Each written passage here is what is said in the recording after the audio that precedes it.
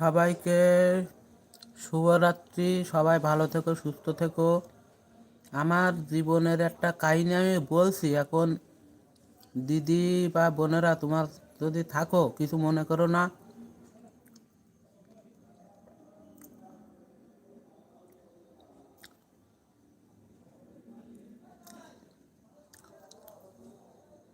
হঠাৎ করে আমার জীবনে একটা মেয়ে আসছিল, তার কথাই কিছু বললাম।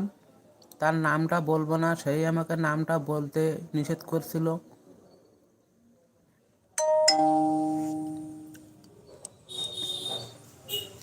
তার অনেক দুঃখের কথা আমার শেয়ার করছিল, যার কারণে আমি তার প্রতি একটু দুর্বল হয়েছিলাম, তার প্রতি একটা মায়া হয়েছিল। চাইছিলাম যে যে কষ্টে আছে তার কষ্টটা যদি আমি একটু কমাতে পারি, তার সাথে ফোনে কথা বলে, তা আমি তার সাথে কথা বলবো, বলবো না তা না। সে মন চাইলে আমার কাছে ফোন দেবে, কথা বলবো। এতে তো আমার ভালো খারাপ বলে কিছু না। সে যদি একটু খুশি থাকে